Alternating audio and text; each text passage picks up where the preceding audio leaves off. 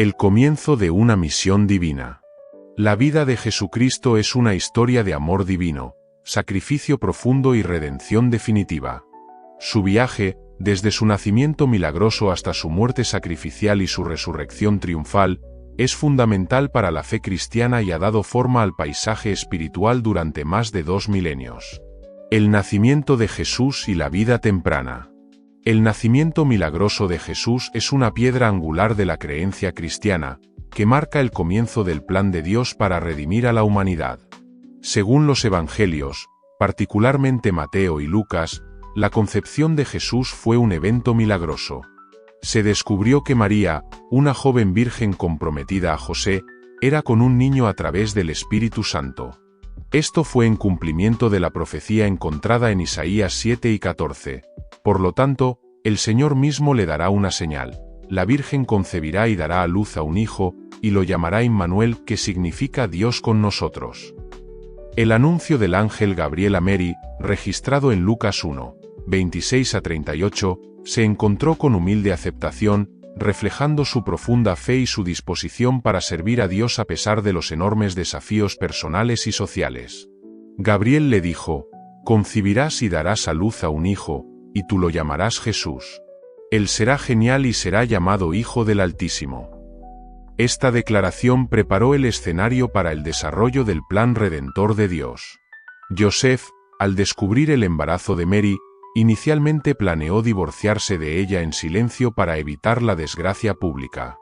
Sin embargo, un ángel le apareció en un sueño, asegurándole que el Hijo de María fue concebido por el Espíritu Santo y le indicó que tomara a María como su esposa. Mateo 1, 20 a 21.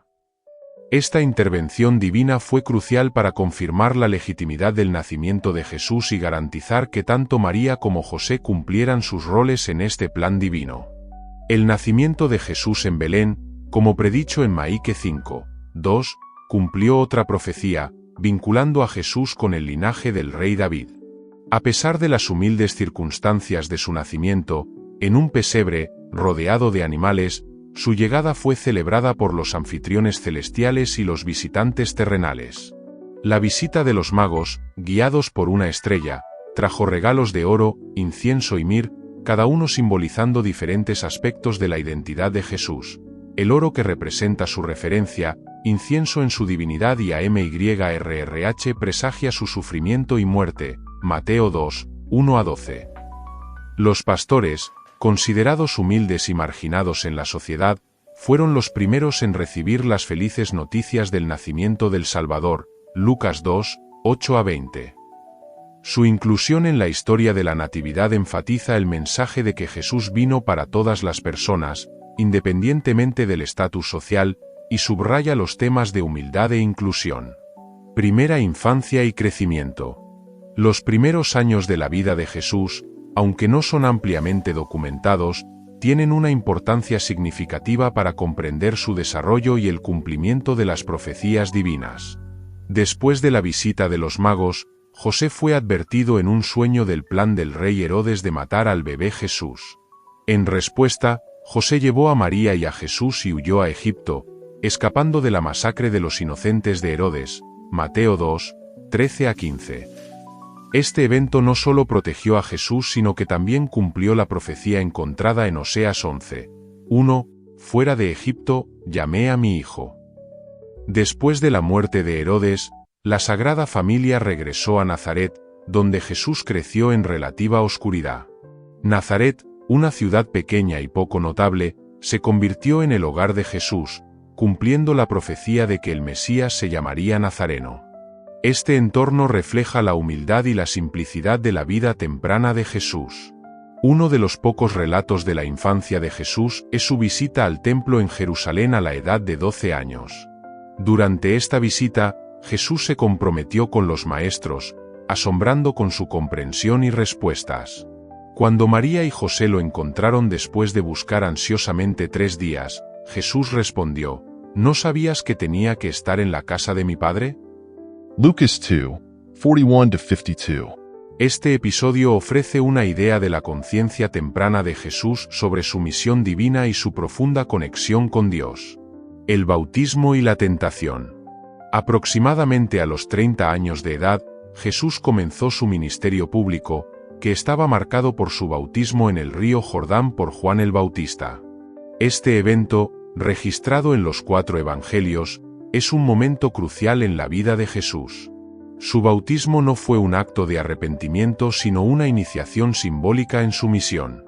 Cuando Jesús fue bautizado, los cielos se abrieron, y el Espíritu Santo descendió sobre él como una paloma, con una voz del cielo declarando: «Este es mi Hijo, a quien amo, con él estoy bien complacido». Mateo 3, 16-17, Marcos 1, 9-11, Lucas 3, 21-22. Después de su bautismo, Jesús fue guiado por el Espíritu al desierto para ser tentado por Satanás. Este periodo de tentación, descrito en Mateo 4, 1-11, Marcos 1, 12-13 y Lucas 4, 1-13, fue una prueba crucial de su resolución y obediencia a la voluntad de Dios. Satanás le presentó a Jesús 3 tentaciones, cada uno desafiándolo a desviarse de su misión divina. Las respuestas de Jesús, todas extraídas de las Escrituras, demostraron su inquebrantable compromiso con Dios. En la primera tentación, Satanás instó a Jesús a convertir las piedras en pan para satisfacer su hambre después de 40 días de ayuno. Jesús respondió citando Deuteronomio 8, 3, «El hombre no vivirá solo del pan, sino en cada palabra que proviene de la boca de Dios». Esto resalta la importancia de la alimentación espiritual sobre las necesidades físicas. La segunda tentación implicó a Satanás llevando a Jesús al punto más alto del templo e instándolo a arrojarse, probando la protección de Dios. Jesús contrarrestó citando Deuteronomio 6 y 16, «No ponga a prueba al Señor su Dios», enfatizando la necesidad de confiar en Dios sin exigir signos. En la tercera tentación, Satanás ofreció a Jesús todos los reinos del mundo a cambio de adorarlo. Jesús rechazó esta oferta, declarando: «Adora al Señor tu Dios y solo lo sirve», Deuteronomio 6 y 13. Esta respuesta subraya la importancia de la devoción exclusiva a Dios y el rechazo del poder mundano. Enseñanzas y milagros, revelando el reino de Dios. Uno de los aspectos más importantes del ministerio de Jesús fue su enseñanza, particularmente como se entregó en el Sermón del Monte. Este sermón, registrado en Mateo 5-7, es una piedra angular de la ética cristiana y la guía espiritual. Comienza con las bienaventuranzas, una serie de declaraciones sobre quien es bendecido en el reino de Dios. Las Beatitudes, que incluyen benditos son los pobres en espíritu y bienaventurados son las que lloran, presentan una redefinición radical de lo que significa ser bendecido. A diferencia de los puntos de vista convencionales de la prosperidad y el éxito, las bendiciones de Jesús se centran en la humildad, la manseza y un deseo de justicia. Además de las bienaventuranzas, la enseñanza de Jesús en el Sermón del Monte incluye su interpretación de la ley. Se expande a la comprensión tradicional de los mandamientos como no asesinarás y no cometerás adulterio, enfatizando la importancia de las actitudes e intenciones internas. Por ejemplo, Jesús equipara la ira con el asesinato y la lujuria con adulterio, lo que indica que la verdadera justicia implica la pureza del corazón y la mente. Mateo 5, 21-48. La oración del Señor, que se encuentra en Mateo 6, 9-13, es otro elemento crucial de este sermón. Jesús proporciona un modelo para la oración que enfatiza tanto la reverencia como la intimidad con Dios. La oración comienza con la adoración de la santidad de Dios, incluye peticiones para las necesidades diarias y concluye con solicitudes de perdón y liberación del mal. Esta oración encapsula la esencia de una relación con Dios, caracterizada por la dependencia, la adoración y la vida ética. La regla de oro, articulada en Mateo 7 y 12, encapsula la enseñanza de Jesús sobre las relaciones interpersonales. Entonces, en todo, hazle a los demás lo que les harías hacer a ti. Este principio, a menudo conocido como la norma ética de la reciprocidad, proporciona una guía práctica sobre cómo interactuar con los demás, subrayando la importancia de la empatía y el respeto mutuo en la construcción de una comunidad justa y amorosa. Milagros como signos del reino. Los milagros de Jesús no eran simplemente manifestaciones de poder, eran profundamente simbólicos del reino de Dios. Cada milagro reveló aspectos de la autoridad divina de Jesús y su misión de restaurar y sanar la creación. Por ejemplo, en Marcos 5, 25 a 34, la curación de una mujer que había estado sufriendo de una hemorragia durante 12 años ilustra la compasión y el poder de Jesús para traer restauración. La fe de la mujer en tocar la prenda de Jesús resalta la conexión entre la fe y la curación, enfatizando que se accede al poder de Jesús a través de la confianza y la creencia. Otro milagro notable es la crianza de Lázaro de los muertos, registrado en Juan 11, 1 a 44. Lázaro, un querido amigo de Jesús, había estado muerto durante 4 días antes de que llegara Jesús. Su resurrección demuestra la autoridad de Jesús sobre la muerte y presagia su propia resurrección. El milagro también sirve como un poderoso testimonio de la afirmación de Jesús de ser la resurrección y la vida, Juan 11 y 25. Jesús también realizó milagros de la naturaleza, como calmar la tormenta en el mar de Galilea, Marcos 4, 35 a 41. Este milagro revela su autoridad sobre el mundo natural y tranquiliza a sus seguidores en tiempos de problemas. La reacción asombrada de los discípulos, ¿quién es este? Incluso el viento y las olas lo obedecen. Destaca el reconocimiento del poder divino de Jesús. La alimentación de los 5,000, registrada en Juan 6, 1 a 14, es otro milagro significativo que no solo demuestra la provisión de Jesús, sino que también simboliza la abundancia del reino de Dios. Con solo 5 panes y 2 peces, Jesús alimentó a una multitud de 5,000 hombres, más mujeres y niños. Este milagro señala a Jesús como el pan de vida que proporciona alimento espiritual para quienes lo siguen. Parábolas y enseñanzas en el reino. Jesús a menudo usaba parábolas, historias simples e ilustrativas, para transmitir verdades espirituales profundas sobre el reino de Dios.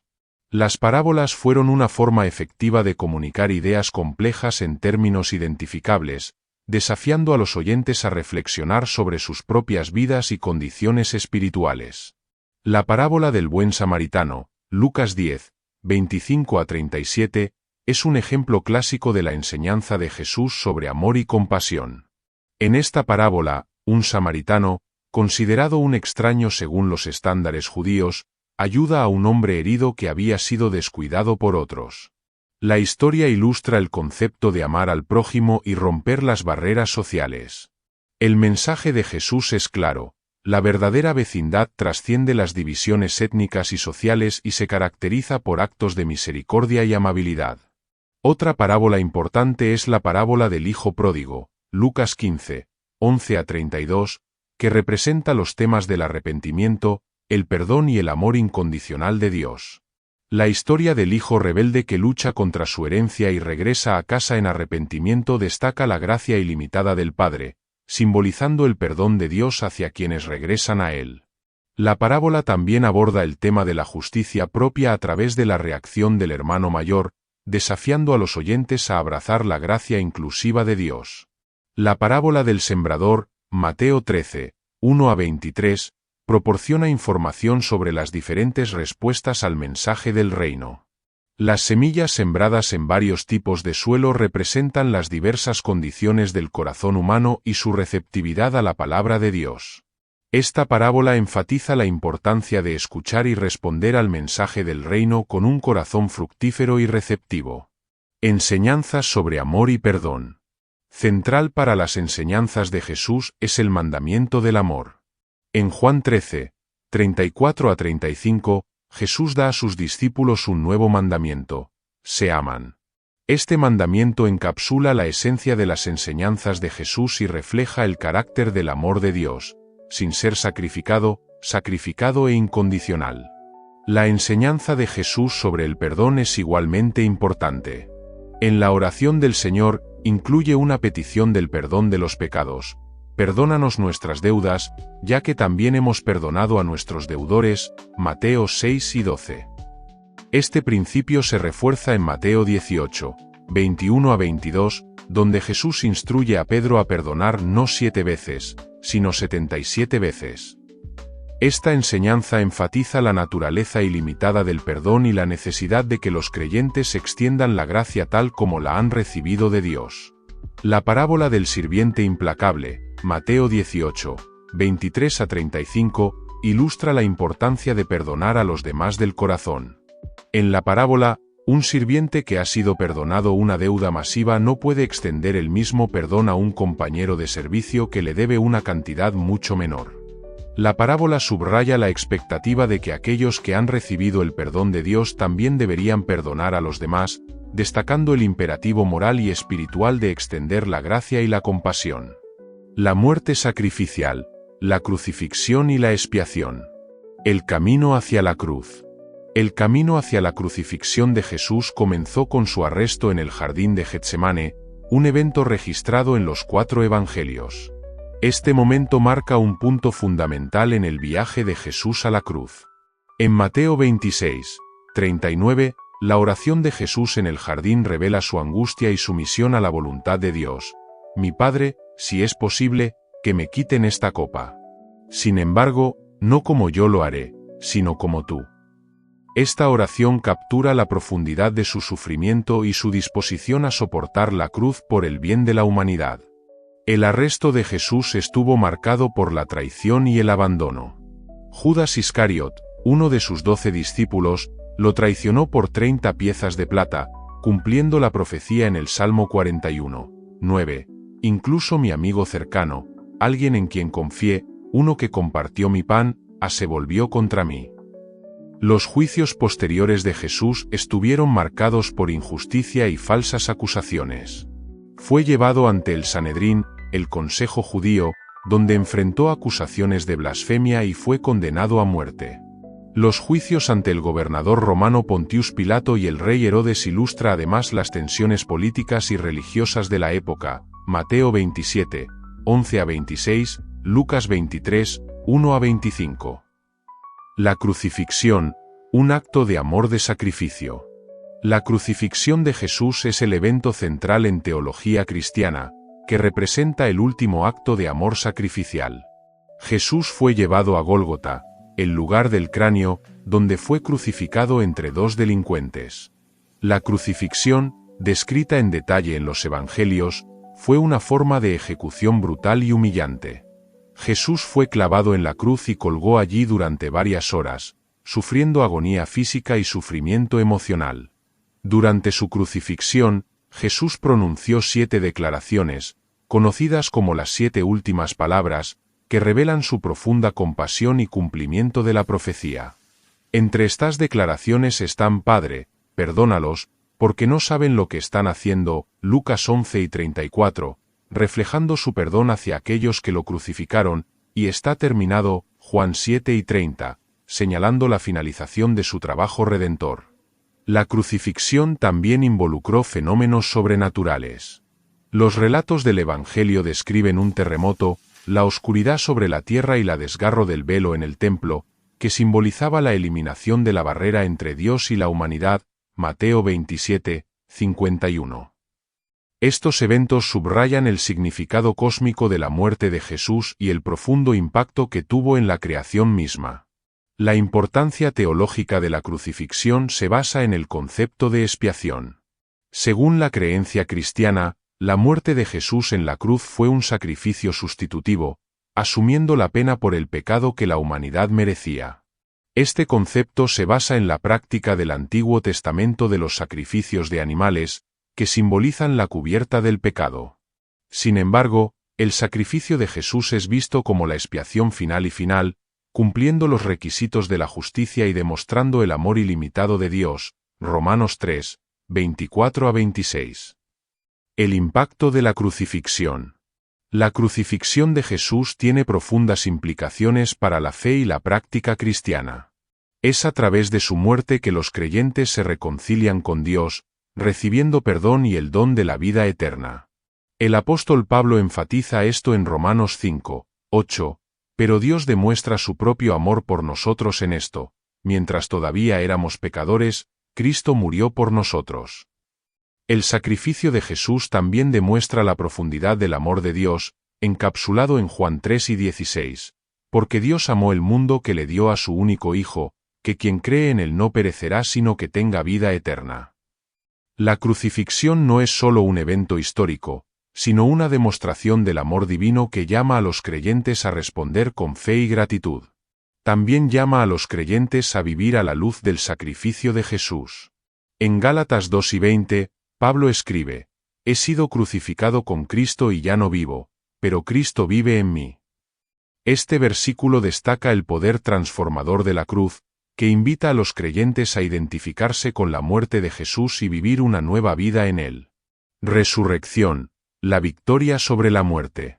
La resurrección de Jesús es la conclusión triunfal de su ministerio terrenal y el evento central de la fe cristiana. Según los relatos del Evangelio, Jesús resucitó de entre los muertos el tercer día después de su crucifixión, cumpliendo su promesa y demostrando su victoria sobre el pecado y la muerte. La resurrección es significativa por varias razones. Primero, valida las afirmaciones de Jesús sobre su identidad y misión divina. Jesús había predicho su resurrección en múltiples ocasiones, Mateo 4:21, Marcos 8:31, y su aumento de los muertos confirma su autoridad como el Hijo de Dios. El apóstol Pablo enfatiza esto en 1 Corintios 3:14, y si Cristo no ha sido planteado, nuestra predicación es inútil y también su fe.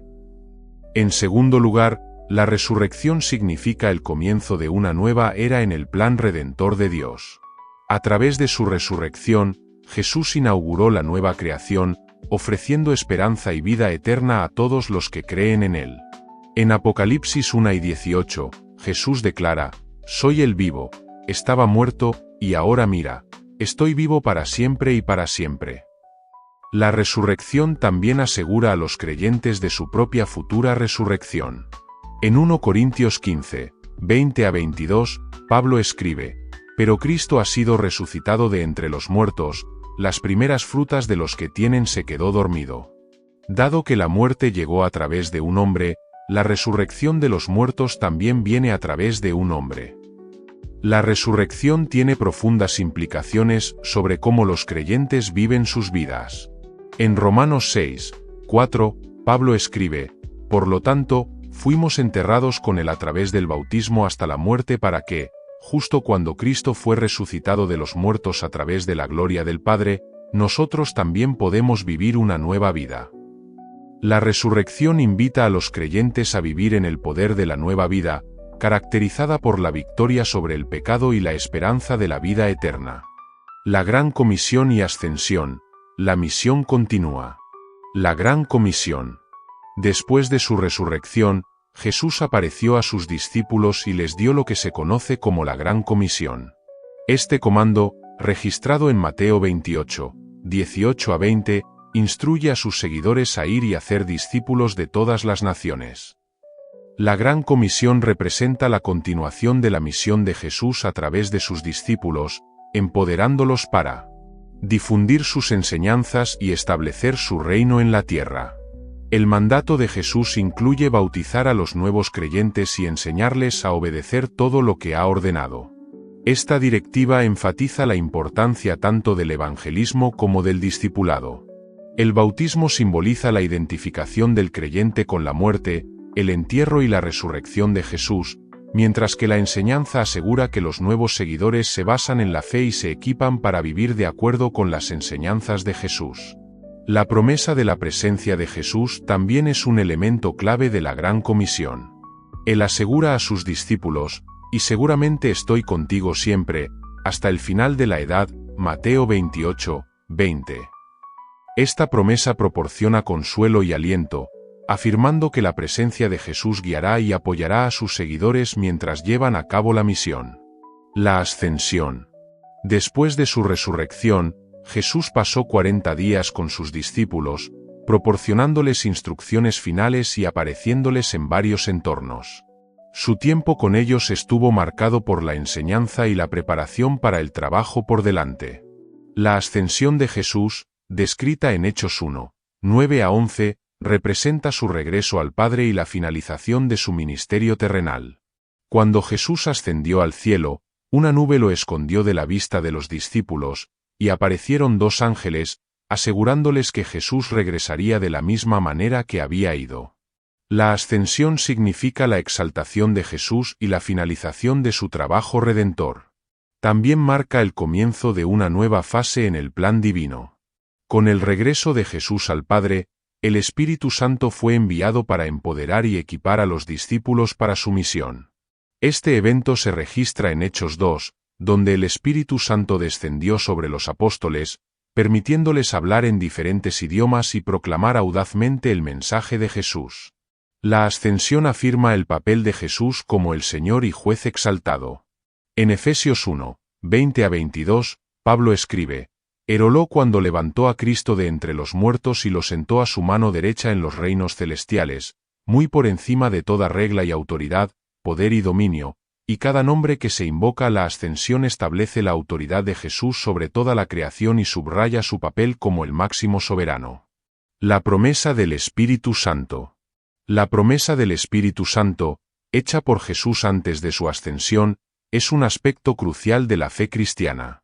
Jesús prometió a sus discípulos que el Espíritu Santo vendría como su consolador, consejero y ayudante. Esta promesa se cumple en Hechos 2, cuando el Espíritu Santo desciende sobre los apóstoles en Pentecostés, marcando el comienzo de la Iglesia y la efusión del poder divino.